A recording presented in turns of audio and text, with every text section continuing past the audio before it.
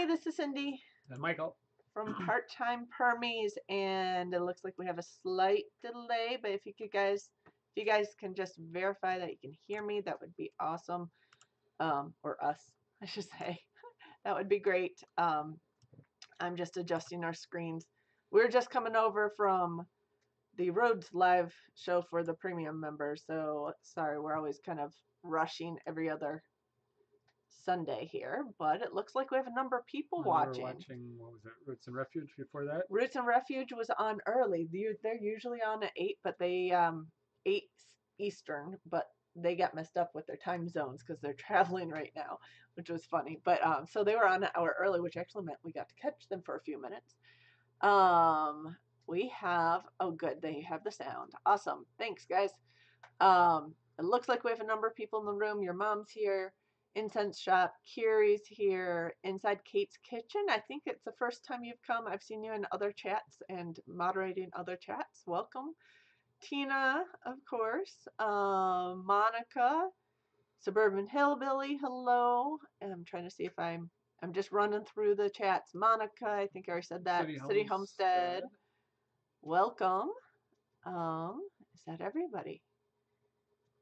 It might be close. Valerie, hello. I just got down to the bottom of the list. Awesome. Okay. So, yeah, welcome to anybody new. So, those of you guys who are new to join us, we tend to go over a couple standard things every week. We do a foraged food feature as long as I have time to prep for it, which is most weeks. And we started a Ask the Chef series here, which Mike's a chef, so if you have cooking questions, you don't want me to answer them. And Grace Homestead Farm, welcome. So We got a good number here. Yep. Yeah, so we got a number here. Farm on Quail Hollow, awesome, awesome. Got a whole number of people joining in, and if I miss you, I apologize for that. I'm actually trying we to. Got Louisiana in the house. Yeah, I'm got to try to adjust my screen so I can see this chat better. Yeah. Alan Travis is in here. Wow, we're getting a number of people in the rooms. Awesome. So I do always start with a little review. I didn't get my picture changed, but we got one video out this week on build this first video, which is kind of like an introduction to building our greenhouse off our front porch. So if you're interested in doing a cheap greenhouse off your house, you could take a look at that. That was the most recent video we have this week. Monica's from Oklahoma. Yeah, you can actually, any of you guys who are new or been here a while, please feel free to state your state or country on where you're watching from, because we do foraged food features, and that helps us know where you're kind of tuning in from. Sorry, I can't talk tonight. My gosh. Green Raven, hello. Man. Number of people in here. Cindy Curtis. Oh my gosh. So what are you talking about? So today, so what are we talking about? I actually did want to give something else first. I wanted to give you guys a little flock update because I haven't done a video flock update recently. So we have 3 little pictures here. One is Lucky and babies with Mama back there. We have transitioned the babies into the main flock, and our geese love babies. So Lucky just hovers over them like a mama hen. We have Gus, who likes to play in water, as always, and that water in that bowl never stays full. Wonder why. And then today we've been busy because always have projects going, but we moved the summer coop out of the way because we've transitioned everyone into their winter coops. Just accidentally flipped back. Here we go. So number of things with our geese. If you haven't followed us or new to our channel, I do have a playlist on Lucky, which is kind of interesting. He was featured in the Great American Farm Tour when the Rhodes came here because he was raised by a Silkie. So he was the big goose raised by a little hen video in the farm tour. So he has a little bit of a following, but he's full of personality. Um, what else do we have? We have, I'll give you our highest high temperature in our greenhouse, which was today because it was sunny and like 43 degrees outside. It got a little warmer. A little bit warmer. It got 85 Well, or I mean, 84 in the, outside got a little warmer. yeah, 84 degrees in the greenhouse today with the sunshine. Which is actually hotter than we'd like it. Yeah, it is. We didn't vent it today. We can vent it, but we'll have to watch that temperature and with outside temperature, especially on the sunny days, because that is 40 degrees warmer than it was outside. So that was a bit crazy. Okay. Um, so that's the main greenhouse updates I want to go over. Today, we do a featured forage food every week. So I'll get into this week's, which is more of a medicinal one than a food. So, but it is something you can harvest pretty much year round. Although you want to harvest the newer growth on it, it is turkey tail mushrooms. And if you look in the links below, there's a link to our webpage blog that will have more detail on our featured forage item each week. So the turkey tail is the one that's for featured this week, and that is this mushroom here. And I'm switching screens around here. I almost need two screens for this. So if we want to look at the turkey tail, it is trying to see if you caught up with me yet. Not yet. So if you look at the turkey tail mushroom, it grows off of dead wood, mainly hardwoods. It has this really colorful pattern of stripes that it, like concentric circles, grays, blues, reds, browns, sometimes some purplish colors to it. And usually ends in a light color, like a tannish color on the edge of it. This mushroom is one of the most well-studied mushrooms. I don't know if any of you guys harvest this one at all. If so, just, point it out here. That would be awesome. It is also one of the most plentiful mushrooms in the world as far as around all over the place. It's definitely all over North America. I want to say you can find it worldwide, but at least all over the northern hemisphere. The Chinese and Japanese have been using this as a medicinal mushroom for years. The Chinese were using it initially primarily for lung diseases. The Japanese started studying it for treatments of cancer and actually have approved it as an additional treatment that people can use for certain types of cancers in addition to today's standards. Yeah, they are beautiful mushrooms. They have so much color to them, but there are others that are very similar. So if you're looking at this mushroom, I'll pull the picture back up. This top side of the cap is fuzzy. It does have little hairs, too small to see, but if you feel it, it will feel fuzzy. The bottom side I don't have a picture of, but is if you look really closely, you can see tiny pores, and it is a polypore mushroom. You'll see these tiny pores, or if your vision's not perfect, then you can see them under a magnifying glass. If you can see them easily, then they're probably not turkey tail mushrooms because there are other polypores that look similar. Yeah, there's questions there about red. Yeah. We get some other ones primarily in our closest woods and on our property. Yeah. That are not the full fin colors. They're I'll show you some grays examples. and whites. There's a whole bunch of other stuff. So this one's not a turkey tail. It's thicker. The turkey tail's paper thin. It's flexible. This one's harder, and it's not quite as hard as a Ganoderma, which is like your reishi type mushroom, but it is turkey thicker. tail is relatively small compared to some of the other polypores. They could be a few inches, but they're not the really, and they grow in whole clusters, but not the ones there. This is not turkey tail. It's muted colors. There's other ones that are very similar like this that are not. So I have a whole variety of pictures here. This orange one's not turkey tail. Okay. This one's extremely common as well. A lot of these I took the pictures at my parents' house because they live in a hardwood We have forest. some of the similar stuff. Yeah, this one's found on our property. Unknown edibility or poison on They're not. most of them are just not good. Most of them just aren't useful. Yeah, Or not tasty, not useful. They're woody. some of them may have some similar medicinal properties, but they're not as well studied.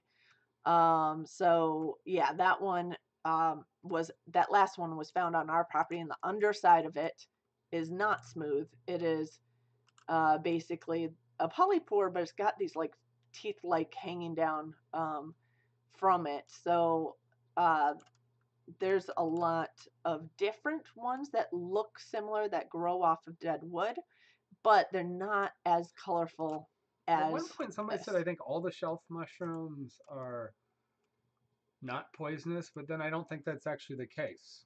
City Homestead. No, all the shelf mushrooms, they may not be poisonous, but they're not always useful. Yeah. So, we are in West Michigan. Yes. Thank you, Suburban Hillbilly. Yes, we are in Southwest Michigan. Since I asked you guys Lion's manes are nice. I saw lion's manes on a forage when I was in school with a group that go out a couple times a year in New York. I saw them we found 2 one time. That's the only time I've seen them in the wild. And then because they tend to break down quickly or get eaten quickly, they're usually dirty and full of bugs. So it's really hard to find them in good shape. I'm seeing them a lot being cultivated all of a sudden and sold, which in one way is kind of nice because they're clean. But it's really it's kind of rare to see them in the wild, but they're definitely there. But now I'm seeing them more in food due to all these cultivated ones popping up. Hey, Big Bear. City Homestead, Michigan. Yep. So, who was that? That was Tina, who just. By the way, Tina, I just made you a moderator because you're here every week. But what is the texture? It's a very thin fan-shaped mushroom. The top side of it is fuzzy because it does have microscopic hairs on it. The bottom side of it is almost like sandpapery a little bit. It's not completely smooth because you do feel those tiny pores. There is another mushroom that looks just like this that's actually a crust mushroom. So the bottom side of it is completely smooth. It doesn't have those pores. If you're not sure, just take a magnifying glass to it. What is it? I'm just reading. Sorry. Thanks, Big Bear, for stopping by. Yeah. So Robin fell. Oh no. I hope she's okay. Did she break anything? Yeah, anybody put thoughts, prayers, or whatever you're comfortable with towards Robin at Big Bear Homestead. Okay. I'm just reading further down here too. Posted a video with from Grace Homestead. Huge mushroom that I didn't know what it was. It was beautiful, very big. Was Grace Homestead, was it one that had a big cap on it, or was it one that was like a big ball? Because there's some giant puffball mushrooms which are actually edible. The first question is, was it growing on a tree or on the ground? Piece of heavier old wood, or is it growing apparently out of the soil? Yeah, so that's another question. There's only a few that are in that growing out of the soil that I'm comfortable eating. I know Rose at Wholesome Roots knows more of the boletes than we do, and she's more comfortable. We're learning about boletes. That's sort of our new learning area, but they're challenging because there's a lot of them, and there's some that are really deadly, and many that will make you really sick or make you really sick. The boletes won't be deadly, but some do make you sick. That's true. But you get some some interact with alcohol. Yes. Which if you're making a really nice meal and you think you have a great mushroom and you're like, well, we'll saute it with wine, or we'll have a glass of wine, or we'll make a sauce with wine, and then all of a sudden some of those things, some are sensitive enough a couple days out, you could still have a small reaction, or you just get what some I know will give you a really bad headache, like a really terrible hangover, because there's an interaction with the alcohol and the breaking down of the alcohol due to the compounds of the metabolism with the mushrooms. So there's just a lot to know about boletes, which makes it tough. Neither. It was next to a huge oak tree. Did it look like it had hairy, like shell petals? Did it look like it had petals? And not hairy. Lots of little Lots of little petals. petals that look like it could get as big as a soccer ball, but it looks like a Could get bunch of bigger than that, yeah. layered petals. It might actually be a maitake. Hmm. Um, so we do actually, if you look in the link below, We get a lot of maitakes here. we do On our have it. property, we get them in all over the area. They like to grow at the bases of oak trees out of the Late summer into the fall. fall. It's, yeah. Out of the root system, they're actually degrading that oak tree, so that means that oak tree is starting to die off. But Which it is takes kind of years. bad because it's a big oak tree, the one we have, and Usually is. it's close to our barn, but it will probably fall either in our On a house. courtyard or our house. House, barn, or woodshed. If it goes down, it's going to hit one of those. I think it's going to hit the courtyard or one side of the house. I don't think it's going to hit the barn, but yeah, it's pretty big. It's not going anywhere for quite a no, while. it's not going to go. It's still pretty healthy. Yeah, it is. It'll keep going for a while. Yeah. But they are one that lives basically are parasitic to oak trees. But we do have, if you check the link down below to our webpage, we do have a featured item each week, and we did do maitake mushrooms or hen of the woods mushrooms a few weeks ago. Yeah. I want to say maybe a month and a half ago, so you can check that out. Yeah. We also covered in a live show. Maitakes, if you get them before they get too woody, they're good. They dry down really nice, and you can dehydrate them or freeze them.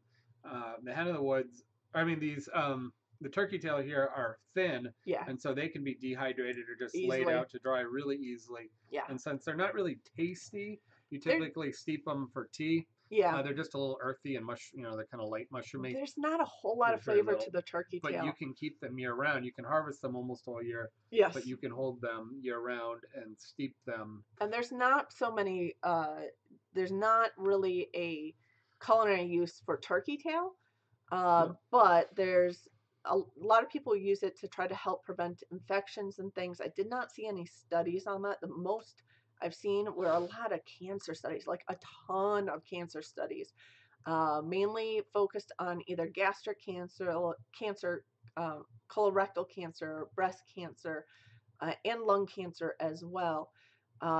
Usually used to help promote the immune system's response to the cancer cells. So it actually helps, which is why it might help in infections in general. It helps trigger the natural killer cells and the B cells and T cells in fighting cancers and building immune system after like chemotherapy and things like that. So there are some people who will use turkey tail tea to supplement their cancer treatments. Obviously, anybody who has cancer should always double check the doctor before doing anything like that. But there are a lot of studies for certain types of cancers in relation to that and using it. Okay, awesome, Tina. I'll do that too. So, wow, that mushroom was as big as your Aussie pit cross. That's a really big mushroom. So that could be. I have seen. If it's petals, I have seen maitakes this big. Yeah. 3 years ago, we had a really good year, and they were just hauling them in this big. Yeah. I have seen some chicken mushrooms, the yellow sulfury ones. Orangey ones. Yeah, they're orangey, about that big, not quite as big. They tend to get, both of them as they get too big, get fibrous and less desirable culinary wise. Chicken of the woods are going to grow up on the tree. Up higher on the tree. The hen of the woods grow off the bottom. And the hen of the woods named after that petal looking like hen feathers, like the curved round hen feathers. So that's where it comes from. Yeah, and hen of the woods can get huge. It can definitely get huge. So if it was that, it will come back. So watch that particular tree, and it will come back almost every year as long as you get enough moisture in the ground. So Linda's starting chemo and radiation tomorrow. Oh gosh, yeah. So some docs are more open than others, but there's more research looking at reishi and turkey tail. And even maitake. And the maitake, as taking them mostly as teas and extracts, and using them in conjunction, in combination with traditional treatments. Yeah. So not all docs know anything about it. Not all of them are for it, but some of them are there is some good reason to look at the possibility of combining those And activities. CML leukemia, I have not, yeah, seen Yeah, I don't know studies about for because that. blood Yeah, cancers. I mean, some of these things. yeah, I know the way the um, way foragers and sort of herbalists look at things in Eastern medicine. They look yeah. at turning on and boosting your immune system Hmm. in total, boosting it in certain areas, and then trying to reset it or bring it back to normal. A lot of ways, our medications do similar things. What an herbalist will tell you is it will sometimes boost your immune system. Either it'll kill it off or boost it out of control and doesn't have a reset switch on it. And so they believe that you can use the medicinals and herbals as resets to moderate Yeah, your immune. So, because if it's running too hard, yeah, you start getting allergic reactions, and you fight things that you shouldn't fight. You fight your own body. yeah. If it goes too slow, obviously you don't heal properly, and so that is, It's a obviously the balance. theory between trying to create balance. And some doctors are really open to that, and some just aren't aware, Yeah, or not everything works. So we're still well, all figuring it out. yeah, We're absolutely. not And, we're not experts. We've learned some and we understand some, but it's not our basic, field exactly. basically the reason why I started doing this, by the way, I am not a doctor. I do work in medical field, but not in that area. I work as a genetic counselor. So what my thought is on anything that has traditional claims to medication for foraged items, I'm trying to go and look up the studies out there and just share it with you. That's all I'm doing. It so it's not a recommendation or anything like that. However, if it's something you're interested in, it doesn't hurt to ask your doctor about it. Yeah. Um, turkey tail in Japan is used in conjunction with chemotherapy and in conjunction with radiation therapy or surgery, And whichever that's the type. key. Some things interact, or some things they Yeah, they overdose you by doing them together, especially sometimes. not. And other things you can do to get, like probably the turkey tail, Yeah, you can do in addition to any of the other medications that won't affect their dosage or their outcome. And so that's where those type of things are where doctors are like, okay, well, it's not going to do any harm. It might be helpful. Let's give it a shot. yeah. So it is something you have to watch. Yeah, and these things, Cindy said that survived cancer, but immune system is compromised. And that's the hard thing is that a lot of cancer treatments are they are killing off rapidly dividing cells because that's what cancers do. But there are some cells in our bodies that need to rapidly divide, like some of our immune cells need to constantly replenish Our immune, our bone marrow, our gut lining, all gut the way from lining. our nose to our rear end. Yeah, Those are the areas that, get affected a yeah, lot by the and of treatments. course our hair and things like that. But So that's part of where some of these studies have come into play with things like turkey tails. Some of the studies are looking at using this in conjunction with or just after chemotherapy to try to help reset the immune system and things like that. So it is kind of interesting. Southern Herbalist does a lot. I got to answer that. He does a Yes. lot with um, as as an herbalist. Daryl Patton. Daryl Patton, he does recommendations. He works close with the medical community. Yeah, he does. He also works in some sort of desperate situations where the docs are like, "Well, do whatever because we don't know what else to do." Yeah. And he has a probably as good an understanding as anybody we know, or many, because he's got years and years of experience. So working with natural concoctions to do those specific activities of either fight a disease or help to reset, activate, or deactivate your immune system or other functions of your body. So he knows as much as anybody we know, and we know when you Yeah. get into herbalist stuff, it gets a little wild sometimes. Is that in response to his coughing? He's had this little bit of a nagging cough recently. Yeah, I So don't. I've had. we might need more humidity in here, I or run a you lot. could just go into our greenhouse. Well, I use a lot of humidity in the basement. It's true. My drying room is humidified Yeah. and then dehumidified. I keep it pretty dry downstairs Yeah. where I So. work, but And yeah. Green Gables Homestead asked me what a genetic counselor does. So I am a cancer genetic counselor. I work at a cancer center right now. Basically, I talk to families, people who have either family history and or personal history, or usually a combination of that, of certain types of cancers. watching for patterns of early onset compared to average, or multiple people with cancers that might be related to inherited problems. So my primary focus is actually breast cancer genetic counseling. So breast and ovarian cancer are often related if at young ages, and if there's a lot of it in a family, it can be related to problems in the same genes. Now, 90% of breast cancer is not hereditary. Okay. And what is it, over 50% of cancers are not? And of all All cancers, cancers 95% are are not not hereditary. genetic related. I don't Well, think no, it's not true because it could change your personal genetics. all Not, cancer has yeah. something to Yes, do with the genes, correct. but not all are hereditary, So and that passed gets on, yeah. confusing. But I'm not going to go. I don't have all my visual aids to go into detail on that. But most cancers are actually caused by buildup of problems in those particular cells over time, which actually means the number one association we know of for a lot of cancer types is just age. So like the average age of diagnosis for sporadic breast cancers is age 60, but there's certain genes that if we're born with a problem in one of those genes, we're like starting one step closer, takes fewer steps to get to cancer. So we often tend to see those cancers diagnosed early. So like if someone had breast cancer before 45, we say, should we double check to see if they inherited something related to that? Because that could change the risk for additional most of cancers. It's random or environmental. Most is environmental and age and combination of factors really. Actually, your biggest risk is radiation from your environment, which is basically the sun and the earth. Yeah. From minerals that have slight amounts of radiation, and the vast amount of radiation that comes through our atmosphere. We take a much higher dose of damaging radiation than any other thing we do, even through most of our medical treatments or through our work. So, so there's nothing you can do about that. It just happens. Yeah.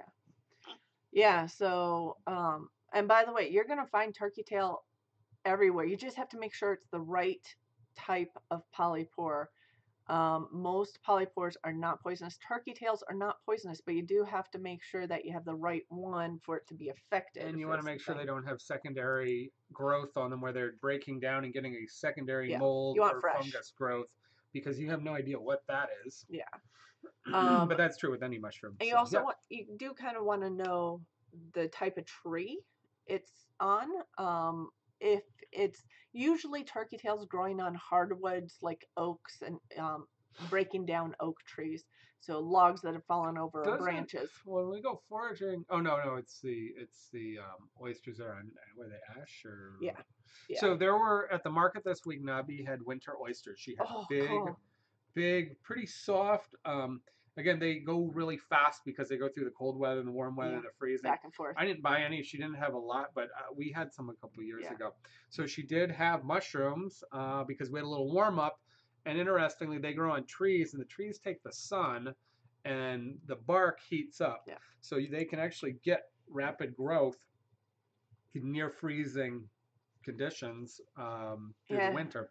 And so Tina, she did forage some. Yeah, Tina, I don't know a heck of a lot about salt lambs. I never really looked them up and haven't used them, so I just don't have any answers there for you. I don't know about I grate the salt for cooking.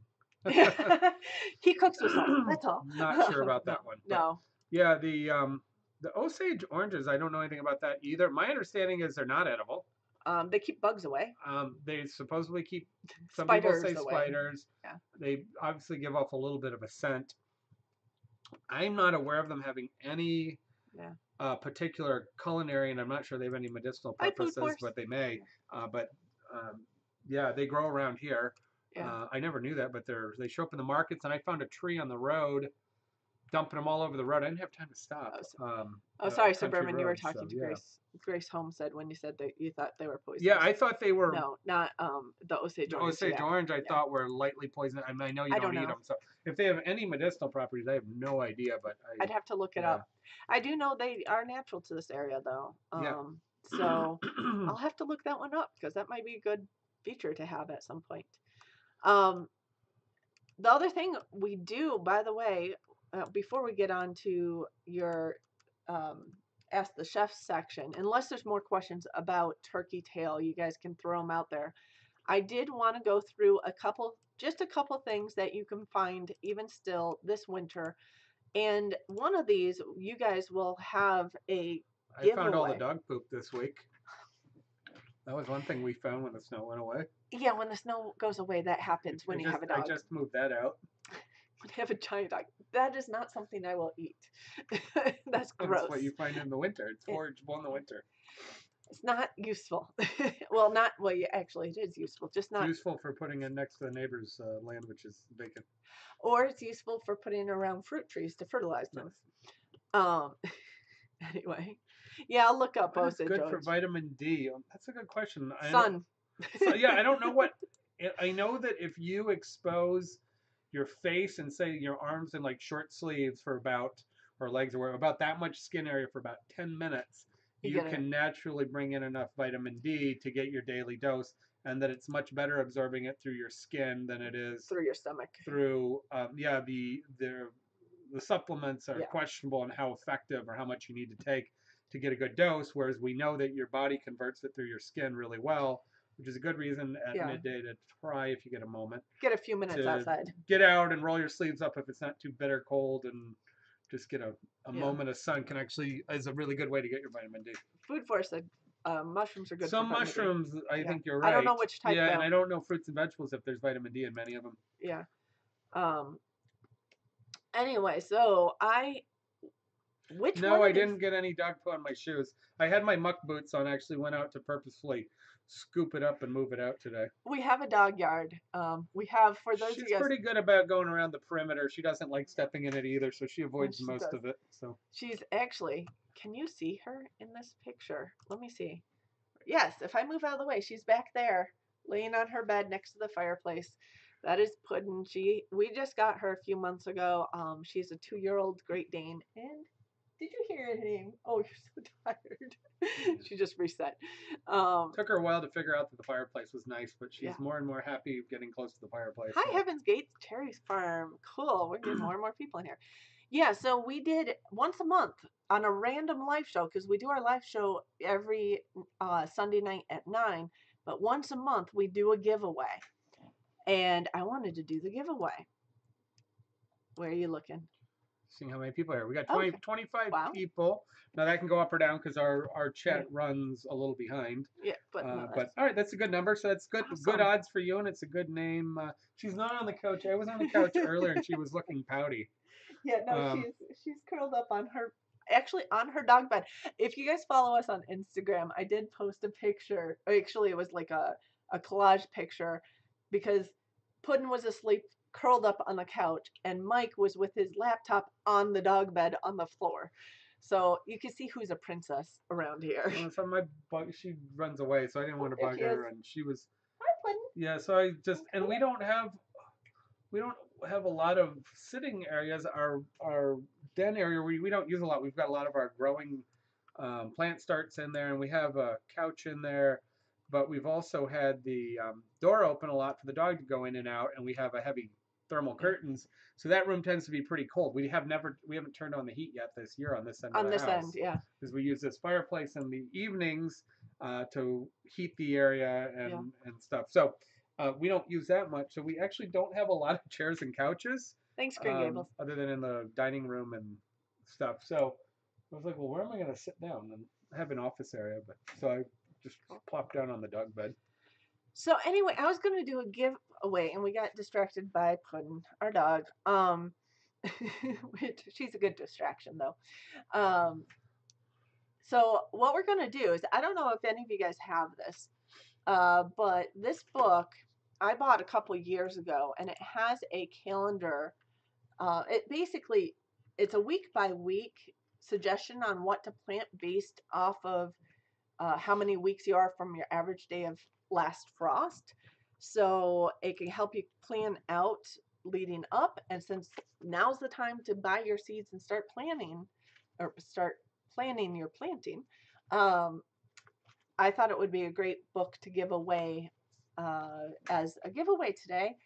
And I use it. My suggestion on using it is figure out, it tells you how to figure out your average last day of frost, and you work your way based on dates forwards and backwards from that and tells you what to do when.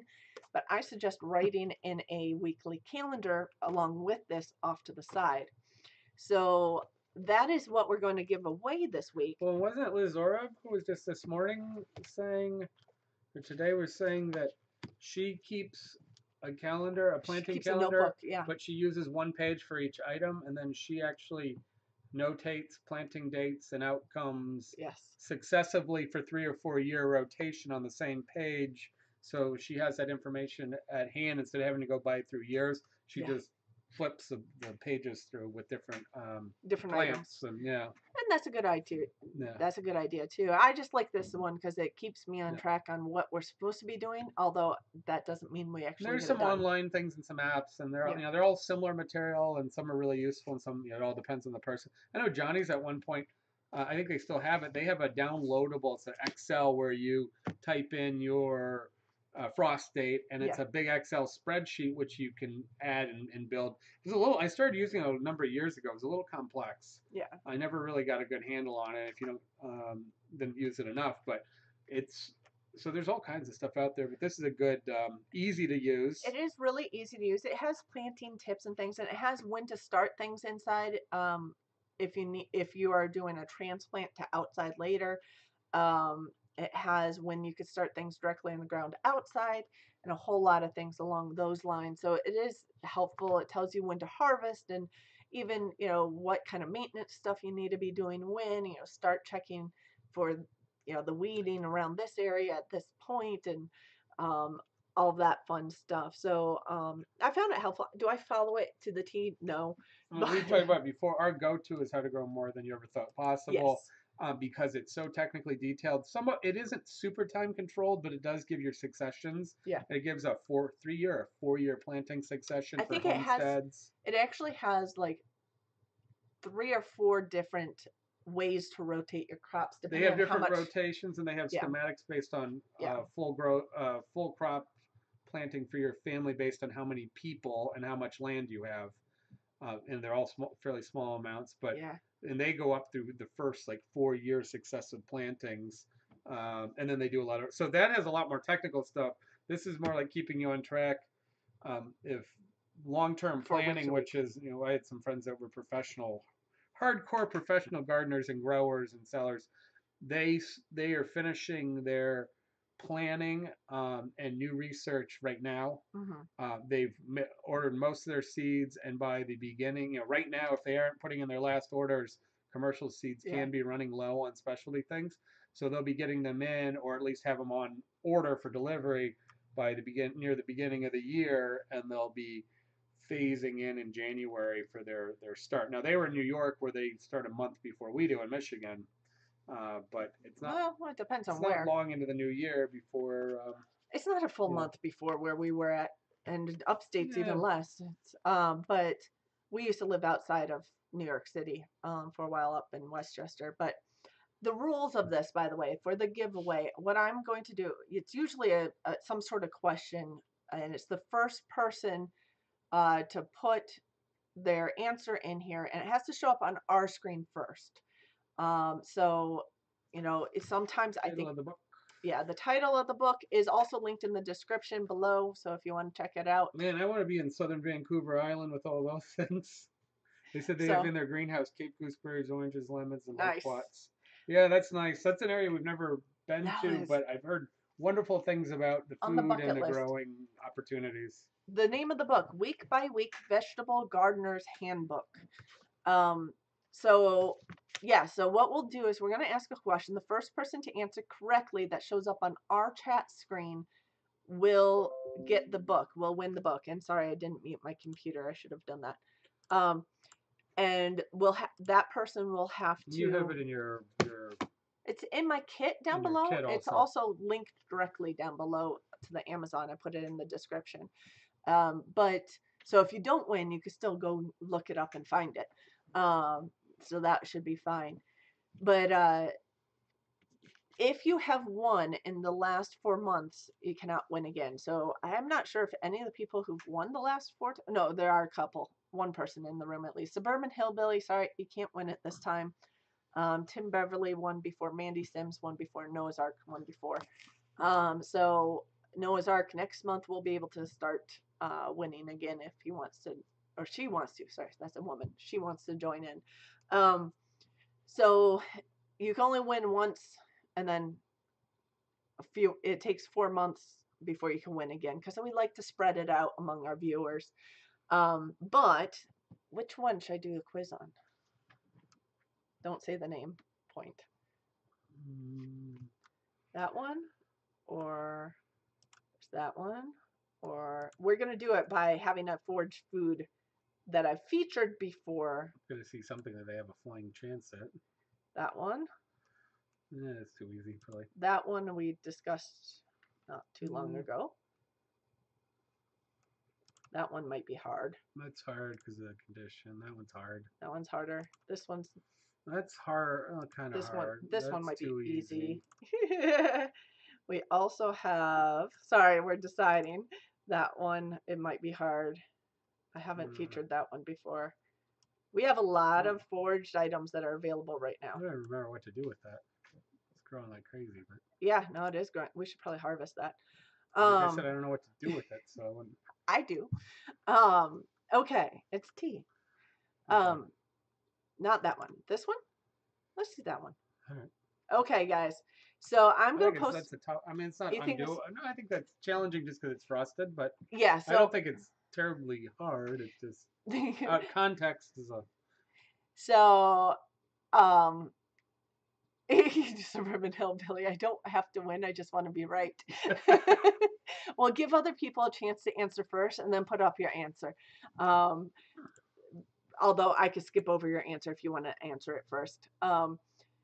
But this one, what we're going to do is we're going to post a picture. It is an item that I took a picture of today. So this is the winter view of it. But we have featured in a previous featured forage food in the past. And it is 2 months. This one might have actually been last winter when we featured it. Although we've mentioned it in the last few weeks. Talked in the last few weeks on it. But yeah, we have talked about it. That's fair game. Okay, so you guys ready? It's the first person who guesses what this item is, what this plant is. And the first one I see, and it is frost covered because it was frosty this morning. Was that taken this morning? That was taken this morning. There was new growth on this. Well, I know that morning. stays pretty green most of the year. Gets a little greener. It loses some of its leaves in the winter. It does lose some of its leaves in the winter, and this looks like new growth. Yeah. Not putting up today's featured. So it's a perennial. This is a perennial. This is a wild version of it. Yes, right. Green Gables Homestead. Got it. It's a wild rose. Oh, so, wow, those came in faster than I thought. I mean, it is a telltale, but with the frost, it makes it a little. It does. Yeah. Yep, people knew it. So we had pictures of rose hips, which we talked about recently, but that's too easy. Yeah. I mean, people might say they're cranberries or lingonberries, but they don't look like them. This is on the same. These plant. Are small wild, small wild rose hips. So the roses, you can actually, I wouldn't pick them when they're frozen like that, but when they've melted off, you can always pick some of the new leaves and turn them into tea, and have a rose leaf tea.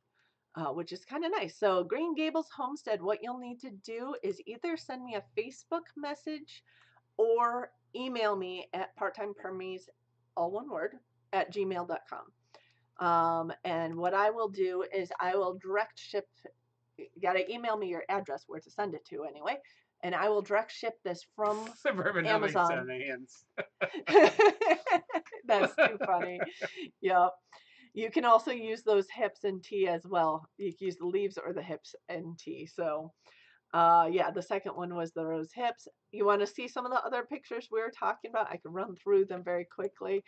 But Green Gables, don't forget to email me at parttimepermies@gmail.com or send me a message. Send your address, yes, preferred address, and wherever Amazon or would usually drop things off. Yes. So the other one, this one would have been probably pretty darn hard, but does anybody know what that is? Post-flowered state. It is the dried out flower of this plant. It's not that hard for people that are out a lot, but it's not Yeah. the condition you see it much of the year. And this is a plant that not everybody knows. It's a cattail. No, it's not. We don't have any water around here, so it's not a cattail. No cattails, unfortunately. No, but for those of you guys, I know there's a big, oh, I keep doing that. There's a big delay on our, oh, there it is. It's showing right now. There's a big delay on our feed here, so take some time to see that. Anybody know what that one is, though? I don't see anything in here. I'm guessing the antique cooking tool. Well, we could go back to the antique cooking tools next month. Yeah, maybe. we have to go find some other things. We'll have to go antiquing. Yeah, I mean, there's all kinds of stuff out there. We have a lot of stuff in house too. Yeah, It's some various antique homesteading tools, not all cooking related. It's not a cattail, Zavia. It's not lavender, Tina.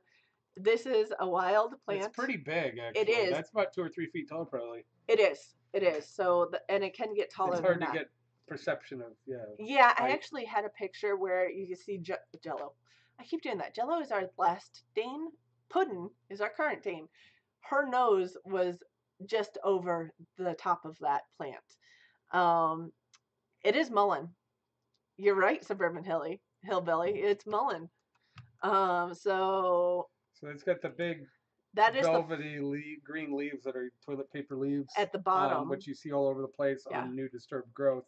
We went through a forested area that had been practically clear cut in a sandy area Yep. this late spring foraging, and I think it was around Mother's Day actually, and it was just blanketing that area. I hadn't seen it. They just sprouted, the seeds had taken over. Well, they're biennials. So the first year they'll send out like a another rosette. Yeah, 2 people said mullein. That was right. The first year they'll send out a rosette of big fuzzy leaves that a lot of people, if they're camping, hiking, will use for toilet paper. Although there are some medicinal uses for that too. The second year it'll send out that flowering stalk. And real campers don't use toilet paper. Well, you don't need to if you're rustic camping. You don't. You have plants that you can use as long as it's not poison ivy or poison sumac. You're okay, or poison oak. But that, I know you can. You make the leaves into tea? You can make the leaves into tea. I don't know what it's good for. I can't remember. Some people will smoke it for bronchial problems as well. I think it would cause bronchial problems. No, actually it has medicinal, but I don't like the idea of putting burnt carbon in my body. Because there's too many things you're burning that aren't good for you. In fact, even Daryl Patton's like, there are certain things that they will use because they want direct lung inhalation to get it into your lungs faster. But in general, he says the same thing. He's like, if there's a way not to burn it, to tincture it or salve it or teas or put it in, putting it in alcohol or eating it or whatever, extracting the oils. He says, why burn it up if you can, and put all those other things into you if you can get it more direct source. Smoking is kind of last resort. Although it does enter the system faster. And that's what he said. He uses it for certain things for. Oh yeah. Okay. Yeah, exactly for asthma and other things where you need it directly and quickly. Farm on Quail Hollow. Here you go. The book one more time, and it's linked down in the description below, so you can find it on Amazon. But it is week by week vegetable gardener's handbook. It's Ron and Jennifer Kujaski. It's Kujawski. Yeah. So I'm not sure. Eastern European. I thought it was a couple, but it might be a father and daughter. I think it is a father and daughter. It is, okay. She looks dramatically younger than him. I didn't see the picture. Yeah, and it actually says right here, it's father and daughter. Yeah, that's I was looking, I just figured it was a couple. I'm like, I don't know about that one. They give some personal stories in there too. Yeah, so it's a father and daughter wrote the book. Anybody know what this one is? This was another one Mike thought was hard, by the way. I think that one is harder. I think you can get into the right category of things. Yes. It would That's easy, but actually calling it. This one would probably be, calling the right one. And it doesn't show a lot of the plant, it just shows the leaves. And it's one that crawls along the ground, not one that kind of arches. That should give a clue on it. But that's another one. You can make some of the new growth leaves into tea, or you can eat the fruit. So, and I know that picture just came up, so that's it's funny. not wintergreen. Learn more growing in the mountains than I realized. Probably interestingly, if you talk about, people always talk about you need to go to the rainforest, you need to go to these places. They're so rich with stuff. They are, and to some degree, they're being depleted or lost in some of those Not gooseberry, items. But not strawberry. That's getting closer. actually, when you look at Go back here. not tundra, but when you look at kind of the general growing areas like where we're at right now, It has thorns, by the way. we have way more diversity Not strawberry. of fungus and plant life in a square foot Yeah. than a rainforest. A rainforest is somewhat deplete, regardless of the hundreds or thousands of things that a. The raspberry's closest so far. It is in the same family. Raspberries, blackberries, and dewberries. But do you know which one of those three does not have an arching vine, but that has a vine that crawls along the ground? That is one of the distinguishing factors there. It's Blackberry. not a. It looks it's like a form of a blackberry. It is in that family, but it's actually a dewberry. Yeah, there may be some other names for it. It's we call it dewberry because so they're like a blackberry in that they're large and they have a solid core. Yeah, and they have a larger lobe and they need to be very ripe and dark before they're worth picking. And then wineberry is either the same or very similar. Yeah. Wineberries grow around here, and that's so it's those forage ones. So. This is the one Mike thought would be too easy for you guys. I think for a lot of people that would be pretty. But it is out right now. So the next one, we have dewberries. That's what it is. We have lots to do. Although this year we did not. We thought we'd have a good harvest, but we got a dry spell midsummer, and I think it kind of knocked them out. When they should have been fruiting, developing fruit. So we got very little growth. This is switched over. This is the one Mike thought was too easy to do. Blueberries? No, it's not blueberries. They're blue. They are blue, but blueberries would not be this time of year. This was taken this morning, so it is juniper. Yep, very easy. I like the flavor of juniper and the fresh berries, which is a little more nuanced and fruity than the dry ones. Should I do one more? You guys want one more? Yeah, you guys got that one. It was an easy one, juniper berries. You guys want one more that I'll put out there? It's a little harder, but we did cover it not that long ago. And of course it's going to be, we have a gap. Oh no. You like this game, Farm on Quail Hollow. Okay, I'll put one more. Last one for the night, and then we got to get to the chef questions because we're running late. But this one is a tiny plant. You can see my finger in there. It could grow a bit bigger than this. It is a little bit stunted from the cold at the moment. But they want one more. So this one's got that classic heart-shaped leaf that can fold up a little bit on itself. So, and if you taste it, it's got a really tart flavor to it. It's not clover. A lot of people do confuse this one with clover. Yeah. It's about that size, but it's actually not a clover. The heart-shaped leaf plants are not clover. It's not chickweed. Clover has, I don't have a picture of it here. I did a couple, I think it was last week. I had a picture, or the week before. Clover is a little more rounded leaf, and this one's definitely a very much a heart shape. This technically isn't in the same family as another one, but both of the plants that we use a similar name for have this really tart. We talked about 3 or 4 weeks ago. Yeah, we did. I don't even think it was that long ago. It has oxalic acid in it. It does have oxalic acid in it. I haven't heard it called oxalic, but it might be in the scientific name. I'm not sure. I don't remember the scientific name for it. But that is the flavor of it. It is wood sorrel. Yes, Farm on Quail Hollow. Got it.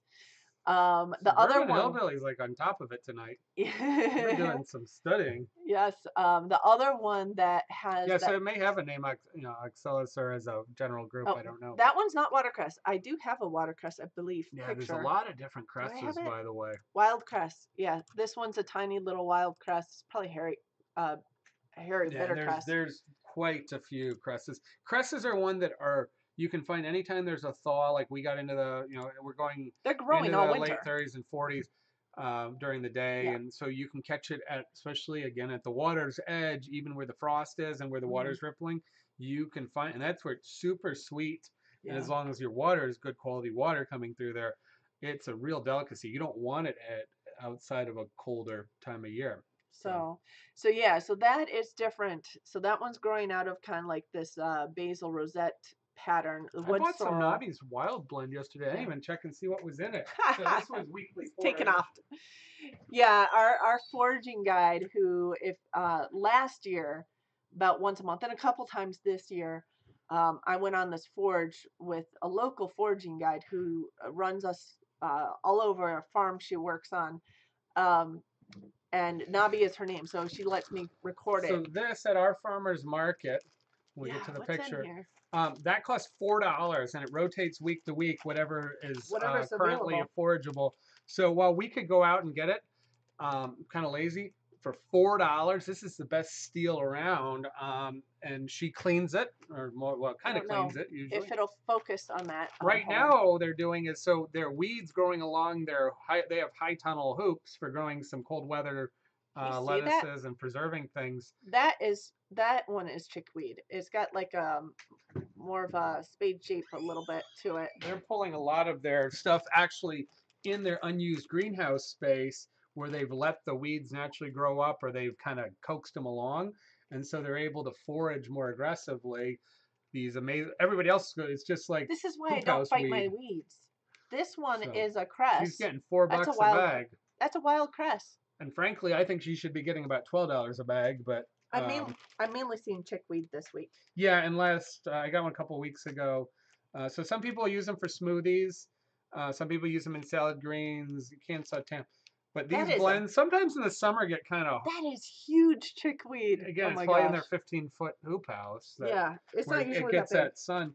So I find them super mild and they're great condition right now. In the summer, they can get awfully bitter. There's some I think that's is that chicory or is that dandelion? I always get them confused. Well, she was selling a lot of helix. The cat wants to join. Pepperweed. She's selling a lot of. Yeah, She's that selling too. pepperweed separate. Did you plant that pepper? She gave us.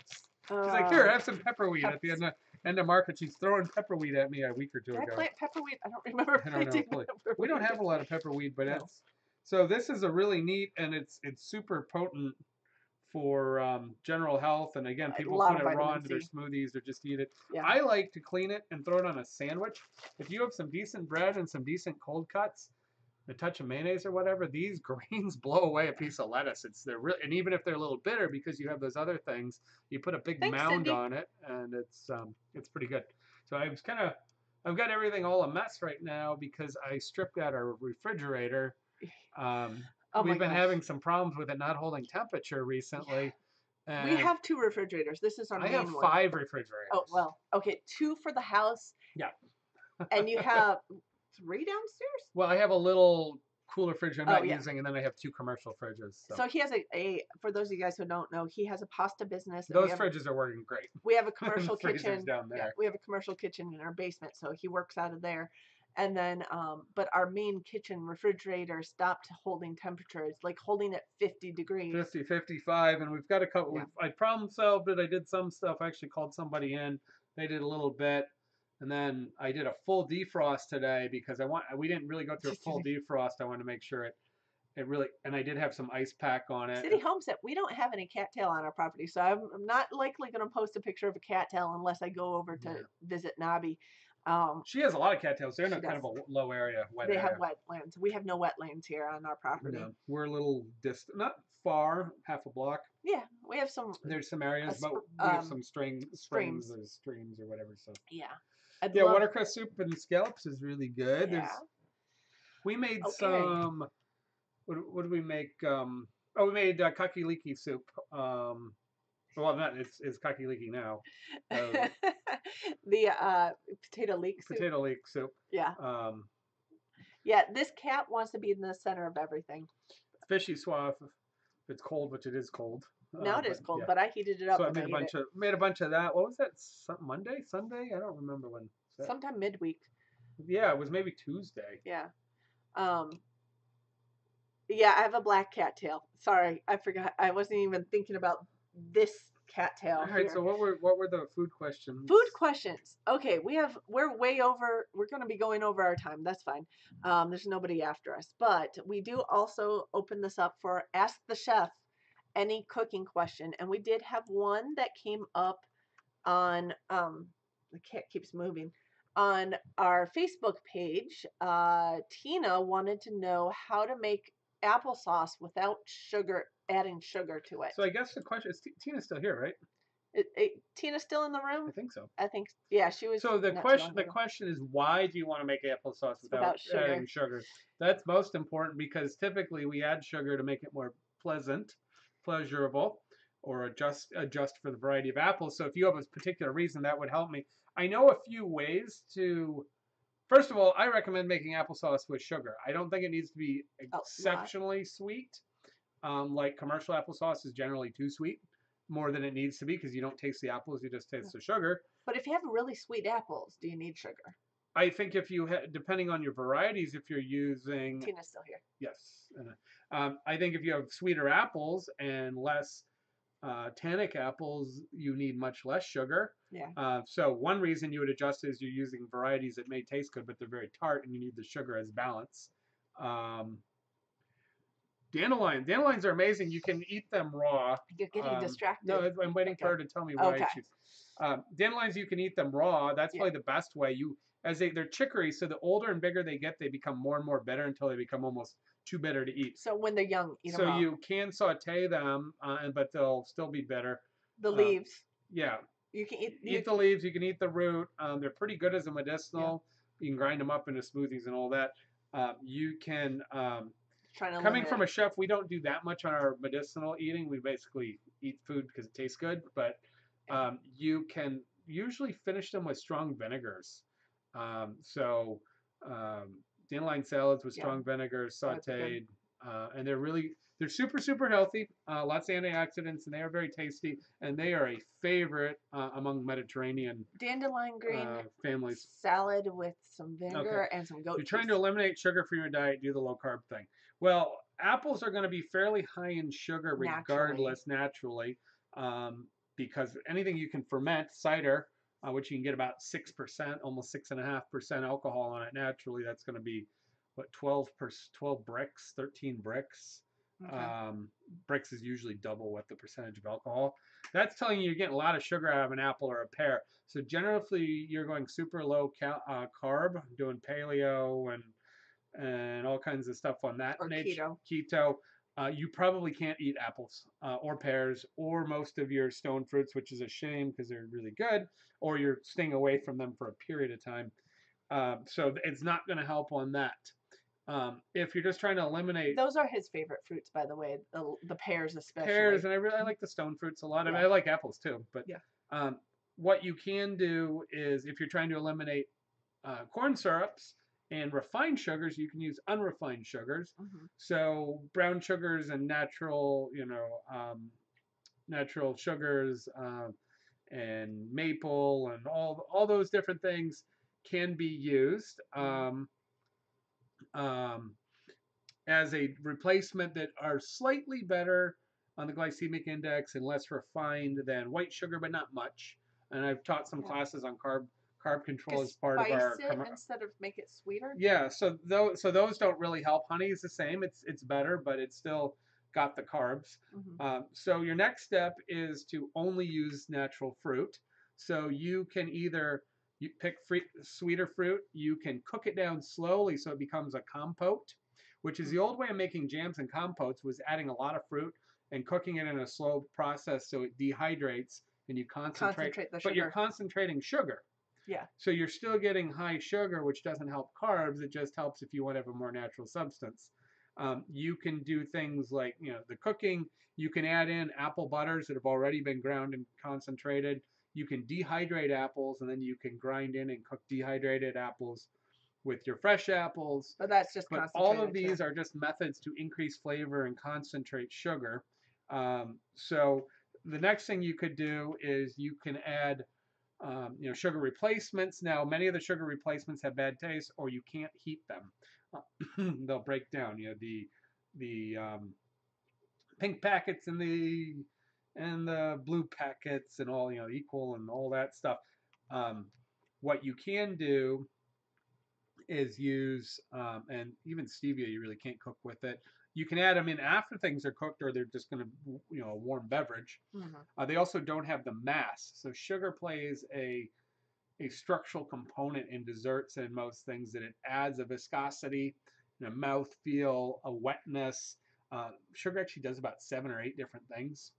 Crystallizes structures. It's very complex. So when you take that away and you put in a highly concentrated sugar alcohol or other things, you've lost that structure component. And regardless of it being sweet, it's not a baking, it's not a usable dessert component. Um, Splenda is the one item, because of the mass in it and because it's heat tolerable, that you can bake with it as a Hmm. 1-to-1, and it has minimal flavors associated with it. So Splenda is better. You have the sugar alcohols and all that. So you can Yeah. sweeten with any of those, but watch what it's doing. And in applesauce, it is part of the thickening and the viscosity, but also watch the aftertaste and how it yields to heat or time. Yeah. So the reason that diet colas time out at 6 months is they break down, and as you may know, they start to get late. They start losing their sweetness, and by about a year, they have no sweetness and actually turn bitter. They're junk. Whereas a sugared carbonated beverage, it doesn't really matter. You could open it up a year later; it really pretty much tastes the same. What about monk fruit instead of sugar? Yeah, monk fruit is the one that when you use monk fruit, it makes things taste sweet. Hmm. I don't know if you can heat monk fruit. I know about it. I haven't worked with it much. I have a friend growing it. So I don't know if you can cook with it. Dan's growing it. Okay. Yes. And stevia I've had. I'm not a huge fan of stevia. Now the commercial stevia, they've done a pretty good job neutralizing it. Natural stevia has a kind of a rough aftertaste. I'm not a big fan of If it. you can get around that aftertaste, it's a good product. It is the only naturally derived. The other ones are made from sugar alcohols and from cellulose alcohol combinations. So they're somewhat natural, but they're chemically converted. So stevia has the advantage of being, if you're on a vegan diet, you're on an all natural diet, things like that. You're worried about complexity of chemical intervention. Stevia is the only one. It's about 3 or 4 times as expensive on the market as anything else. So there's a cost on that. At that point, I'm pretty much like moving towards honey, or agave syrup's okay. That's something I like.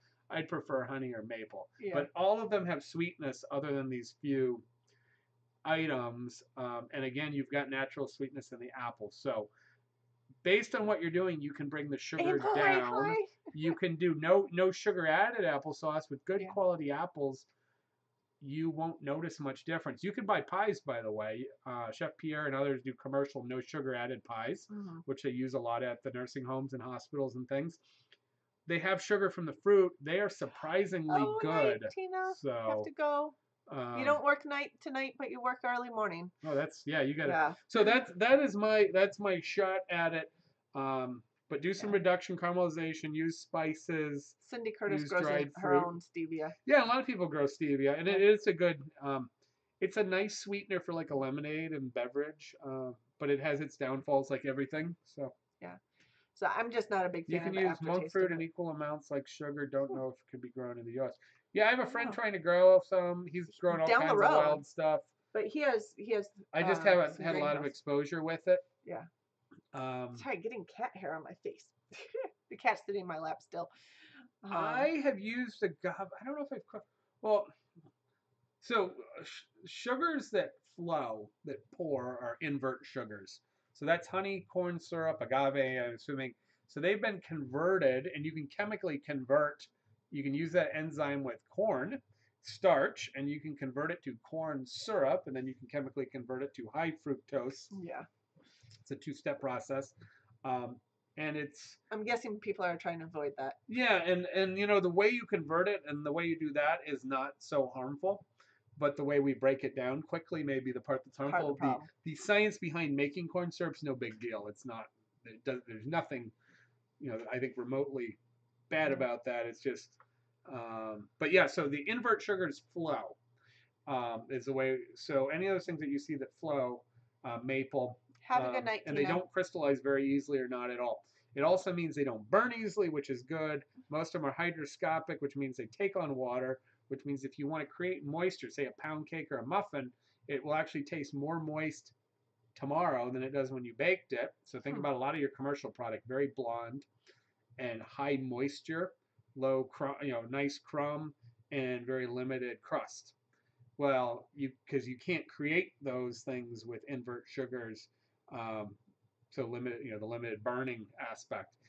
If you need to caramelize it and you need to get crusty and crunch and crystallization, now you're stuck. So that's where I think agave, but they have, you do have some conversions like agave crystal sugar, and you can Mhm. get maple crystals, where they have run it to a crystal state. So City Homestead, do we cook in our fireplace or are we off grid? We are not off grid. Um, we are rural, so we do have electric and we have we're propane, 20 minutes, gas yeah, run we're to our 20 house. minutes into a town of what, 80,000, 70,000. Yeah, Surrounding areas yeah. probably 150,000 though. No, the town 100. is only 2,000. The village? No, Kalamazoo. Oh, Kalamazoo. Yeah. Okay. Yeah, I mean there's well over 100,000 Okay. people in But in our larger area. radius. But we do cook outside sometimes on our fire pit, occasionally, or you have a grill. We have a smoker out there. We have a pellet smoker. We have a fire pit we can use. We've roasted chestnuts on this fireplace, but we mainly use this fireplace for heat on this end of the house. We have a dual zoned house with two furnaces, and we never turn this furnace on this end. It's actually the newer one on this end. Yeah, when it gets really cold, sometimes we turn on Yeah. low. We tend to leave a door open for dogs to To come go in in and and out, out. to the yard, at So free will. we So have a set of curtains over here that blocks it from the room on the end that goes out to our back dog yard. So we tend to close those curtains when that door's open and keeps the heat on this side. We'll run wood heat in the fireplace here, and then on the bedroom end of the house we have a furnace that runs over there. But yeah, 100% off grid is something. I mean, it'd be interesting. I don't think we I have think a it would be fun to try. Yeah, I don't know if we'd have a desire to do it long term. Yeah. I'm pretty comfortable cooking on a lot of different styles. That particular stove is a heating stove. It's a simple cast iron with a small blower on it. Yeah. It's not very sophisticated, but it does a decent job. So we have that top, which we could heat water or tea, and we've Yeah. roasted chestnuts and things. As far as cooking in it, it's not a good It's not cooking. big enough, It's really. not. Yeah, it's a guess. Heat It's an stove. insert. But I have cooked a lot on open flame and some restaurants and things. We had one place where we did Christmas dinner for a week straight, most of a week, and we cooked in a huge hearth fireplace. Oh, And we cool. did steaks and we did everything in there, large, and then carved them. That was always a little bit of a challenge. Yeah. Because So your heat is not the same across the yeah, I area. mean, we would be interested in doing more, but it's being part-time Permies and having jobs. We have enough of our hands full that if Yeah. we were having to deal with, a Doug and Stacy situation of getting water and limited electricity and trying to wash clothes and stuff, it just wouldn't work.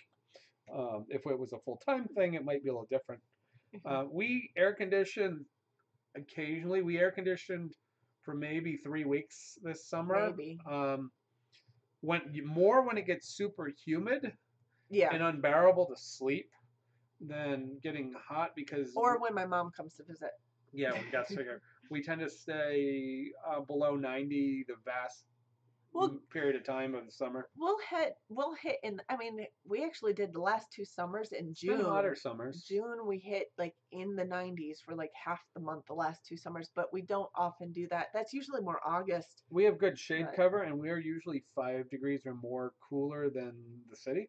yes, that's true So, too. and we don't have real good cross ventilation. That's one thing we know. We had an old Victorian house in New York. That was awesome. Everybody blew their air conditioning. We had just some window air conditioners.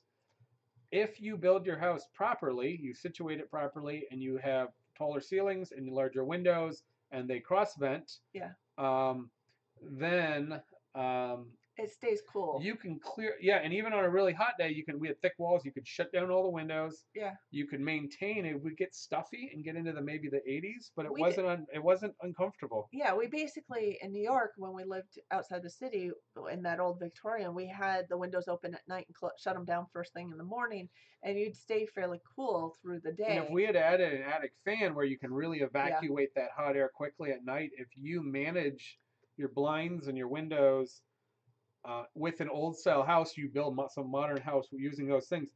what we had before that was an apartment, and we were on a Oh, that was taller floor. It horrible. was a concrete apartment with a brick face. We're on the 8th There floor was, a or central ninth hallway, floor which didn't have any cross ventilation in it, and you had to run air conditioning, all the time. uh, from May on because it was so hot and stuffy you couldn't evacuate the room. Yeah. So it's a huge. And different climate, Yeah. definitely south of Atlanta. You used to live in Atlanta, Yeah, I so. spent a number of summers and stuff in Atlanta, north of Yeah. Atlanta. Well, I should say your We mom, get the your same parents. crazy humidity as Atlanta, but we Yeah. don't get that 96 to 100-degree heat for 3 months. You So might get that for a couple weeks. we might get it off and on. So yeah, so we can moderate our And air conditioning use more than our heat use, but also heat we can and I moderate. don't do well with that heat. That's why I'll probably never live in the South, but I no. I like it under 80 degrees, and you get me in September and May and I'm perfect. Marshall has a lot of nice houses, old Victorian. Yeah. Michigan has a lot of old, simpler farmhouse Victorian, and then they also city, In the small city, nice. city, some pretty nice houses to some, There's some nice old and a homes. lot of them are really well maintained. A lot of them are, but they're most of the cities Yeah. around Michigan. The old downtowns have Victorian era or farmhouse era, ranging from the mid 1800s, into the early 1900s, and they're just built because they thought about those things. We build postage stamp houses and don't think about the cross venting. No, I no, think no. if architects built that in better, you could probably manage heat control Well, and energy use an awful lot that way, not just with thermal insulation.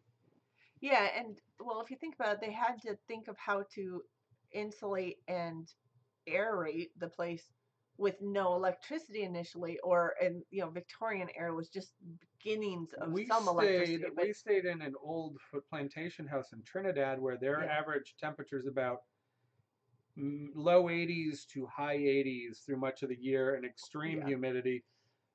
This old plantation house or guest house had some open ceiling cross throws, yeah, so it wasn't very soundproof. Um, and not a lot of the rooms had, all of them had adjoining bathrooms, which for modern travel can be a little bit of an annoyance, but they did not have air conditioning. They're very clear about it, but actually, you open up shutters, it blew through. We lived in Rome, yeah. Italy. That's a fairly hot area. I lived in a 3 or 4 story old convent, terrazzo floors, so again, using stone floors. And then we had big open shutters. Of course, there's no screens on them, so Bugs the came in. mosquitoes come in, but you open the shutters, glass pane windows and shutters, and very little insulation other than thicker walls. And the cross vent, even there in a generally hot summertime, we weren't there in the Yeah. middle of the summer. Well, It does pretty well. but yeah, and in Trinidad, I mean, all the old houses, most of the houses out in the country, not so much in the city, but all had like windows along the top of the wall, just under the eaves. So you actually got cross ventilation through You could basically blow the out the whole heat, or you house. could cross vent the house. Yeah. So it was kind of like how I would recommend setting up a chicken coop for the winter. You have your ventilation along the top, right under the eaves, where you can't get rain blowing in, but you get that cross ventilation up top it helps get rid of the moisture in there. Um, that would actually be a We were perfect just chicken watching coop. Justin Rose, and he had Yeah. with the Swedish Swedish Homestead was homestead there. Art was Britain there, Bree was and so they there. were talking about deep bedding and Yeah. traditions of putting your barn with your house or your barn under your house, Yeah. which is what the Rhodes have. They built the house after the barn, but that's a style. Mm-hmm. Using some of the heat from the earth and And coming from the and from the animals. animals, although you probably don't want some of the stench from. Well, the stench is really only if you're not keeping Yeah, them if you're clean not keeping enough. them, but and you get used. But using that method of combining, earth I to like Michigan maintain some winters. of it, and then bringing and then using some of that to moderate your house. City Homestead, I love my winters. I will go out snowshoeing. I'd rather be outside. I grew up figure skating, so I grew up in ice rinks. We didn't do that outside so much, but um, in cold areas, I do much better in the cold. You can always put more layers on. There's only so much you can take off and be presentable is the problem. So I'd rather be outside in the cold with multiple layers on than to be in the south in the heat in the summer. That's just, but that's why I've always lived in the Well, north. and there's people that if they build again, older houses, you do really thick walls. Someone was just telling me last week they had an old house. I don't know where it was.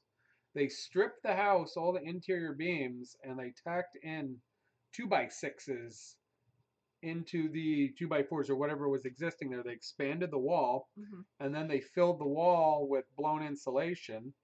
Um, and so they got these super thick walls that already had the old clapboard Right. and heavy stuff, and they did that, and they had a little, basically like a little rocket stove, a little pot belly, and I can't remember who's telling me this recently. Yeah.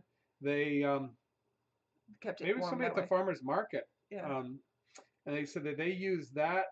Oh, I know who it was, but anyway, they would have this little stove and heat it up, and they said it was so hot in there you had to open windows because they'd engineered the house in a way that it was really thermally tight, and it was an old house. And the white picket fence. I'd rather have 30-degree sunshine than 40-degree rain. Personally, it feels warmer to me at 27 to 30 than I mentioned it the other day because the other day it was so humid outside, Mhm. but it was 40 degrees, cloudy, humid, and it felt Yeah, frigid to 25 me. degrees out and sunny or a If clear day can be as feel long as just it's not too fine. windy, it feels great. I'll go out You and get that above hang out. freezing. We've had some fog the last few Yeah, days. Yeah, it definitely makes things feel wet and damp. and cold. Yeah, I like my cold, but that's why we're up here in the north. And I like my four seasons. Um, and I like my beaches, and we're a half hour from one of the best beaches probably in the U.S. I and it's haven't on. haven't been there all year in the last No, we year. didn't go this I year. looked at it once this year. Yeah. Oh, we went last year, but Yeah, yeah, we're not that far away from Lake Michigan. But yeah, we'd like to be close. I Wouldn't love, mind being closer to Lake yeah. Michigan. We have some of the best shoreline in Michigan, but I can sell. I'm still trying to sell the haulers on coming back up to Michigan and settling here. Every time somebody talks about it, I'm like, nope, they wanted four seasons, so we got that here. Anyway, um, only reason I tolerate rain is telling myself we need it. I know, right? I don't mind warm rain. I mean, as far as off, kind of back to the off grid, Yeah, I think because we want to build food forests and things in the front and take down some trees will give more light. We could see, we've talked about seeing into the future, given the right circumstances and stuff. Um, you can move. It's a big investment, but at a point that we redo a roof or something, I could see doing a steel roof or doing a long yeah, term, 100-year shingle or something, and going to more of a heavy solar based. yeah. So we might move in that direction a bit. Yeah. And some of those things where it would become a little more self-sufficient, Mackinac City's colder than but here. it's very hard. It's very hard to get to make that initial payment pay off because it can take a long time. And then still looking at how solar and other things are quickly changing technology, Yeah, and they don't last as long as they upgrading. say. They never reach the peak. When you talk, they never reach the efficiency. They get like half the efficiency that people say. So you need to balance those things in, and they're getting so much better. But if you wait 5 more years, is it going to be so much better that you're going to, at some point you can't wait forever? Um, so that's sort of something we kind of think about, but we're not doing. So I lived on Okay. Mackinac Island one year. Yeah, That's a one season. yeah, one season, 6 months. So You weren't there in the winter. it was not. That would have been kind of fun. That would have been Oh, aim interesting. high. Would love to live on Mackinac Island. Well, get your pocketbook out. Unless you want to live in the winter, then Yeah, I'm sure there's plenty of places to take care of. Mackinac Island's a pretty expensive place to get land, I'm guessing, because it's limited. Um, It is fairly limited. It's pricey, and yeah, but that's a neat place. it is a neat It's place. kind of off grid. It is at least no cars, except for the emergency vehicles, a couple of them. Yeah, no cars. There wasn't a cell phone tower. I think there still isn't a cell phone tower. They do have There's like electricity. 12 cable channels that you can get if you have TV, unless you got an antenna. Yeah, Obviously, there's electricity, yeah. gas, So propane as needed. you checked, you checked on the pricing of housing there. That's so funny. Yeah, we should absolutely wrap up. It's almost 10:30, and I have to work tomorrow morning. Because Cindy Curtis was saying goodnight. I think Yep. I need to as well. We're kind of wrapping down, winding down, I should say. Um, White Picket Fence is originally from Central Ohio. Do not think they will We allow like me to people live from in Ohio. Michigan. They just need to understand. which football teams to root for. There's Yeah. a few to choose from. There's better ones and worse ones, but I had a conference I went to in Columbus, not this year, last year, and it was so bad. They had a lot of people from University of Michigan speaking for genetic counseling, um, and the National Society of Genetic Counselors had their colors, which are they had blue on all the slides. So the U of M people kept saying, "Well, at least they picked the right colors," even though they. I like that. Wait for the bridge to swing. I have never heard that one. I've heard a lot of. Yeah. That's good. Um, yeah. Okay. Beef kielbasa, what to do with it? Well, eat it. I mean, the best thing you can do is pan sear it or grill it Ooh. and just eat it straight out. But if you have And less of it sauerkraut or on you it. want to savor it more, yeah, then you build it into things like put it with a bunch of beans where you extend it, or you make. I like to do things like sauerkraut or make make like a hot hot German potato salad with where you sear it with vinegar and so it's a sweet and sour potato salad. Um, That sounds good. yeah, a lot of good, a lot of different types of kielbasa also, but Yeah. yeah, uh, almost anything you do with it's going to be good, Oh, I Four think. Horns Farm. Hello. You're So just yeah, listening in tonight. Well, yeah, I'm gonna say any if no one else has brought up any other food questions. So yeah, we will be back next week. Now we are traveling across the state on Sunday, but we'll we be will back be. before dark. And we I think probably should so. try to, because we have the chickens Well, out we could leave otherwise. them in the run now. It's a lot easier than Yeah, we Thanksgiving. can. We could We, just as a fallback let them both into their run area. yeah, Gus would not be happy. Well, we could let Gus out and Gus, we could let Gus and the Silkies Gus do the what they goose, want, Gus the and goose. Well, they're also electrified, so they're fine. we could let them Yeah. do what they want. They could so we will likely be back in time, unless just depends. So. Yeah, so we are doing our Christmas with family on Sunday on the other side of the state. So, but we should be back. I think we're going to go ahead and do this. Now, whether or not, keep your eyes open on either on our Facebook page or on our webpage for that matter on probably Friday or Saturday. That's when I will be posting the featured foraged item of the week. If we don't have that posted, we'll still do a live show, but we'll keep it a little bit more I guess we could, if we're not less running really directly. late, which I doubt it. we We could could do it by you could phone. do a little bit by phone. Yeah. So yeah, so join us. We do it every week at 9 p.m. Eastern Standard Time. Thank you, Suburban Hillbilly. Have a Merry Christmas Yep. everywhere. Although we'll see you guys before Christmas if you join us next week, and we'll do it probably again the week after. We do have family coming our direction the week after, so we'll figure that out. Yeah, but they're coming. Are they coming on the weekend? Are they coming on I New have no Year's? idea. My family doesn't plan. We were talking. We're going to host I New hope New Year's. Year's Eve. I was kind of assuming it's actual New Year's, but it might be the. It might Well, be Monday would be New Year's Eve. yeah, so it might be the weekend. We're kind of open to it. We might have family here. I'm doing markets on Saturdays and Yeah. kind of Everything. juggling pasta sales and the ups and downs and change arounds for holidays. That's usual in the food business, but Yeah.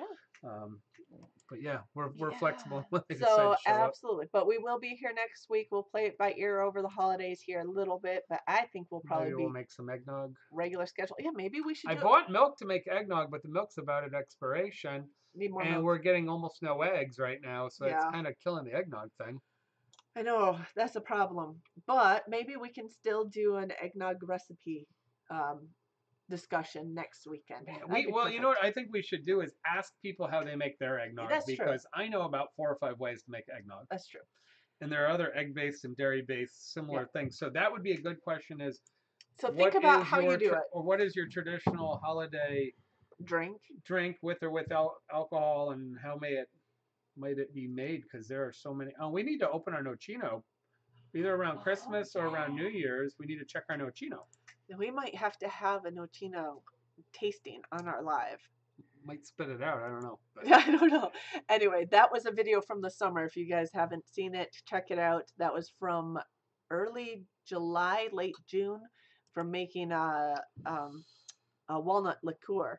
So that we'll have to try because it should be good. Yeah, I've learned to make eggnog a lot of different ways. I've worked with different chefs, and they've all made them kind of a little differently. We'll have to talk about next week because it's late. No, we're not going to talk about this week. That's for next week. That's next week. Anyway, guys, have a great week. we'll talk about eggnog and notino next week at least, and other holiday topics likely. You should be So able to make eggnog with soy milk.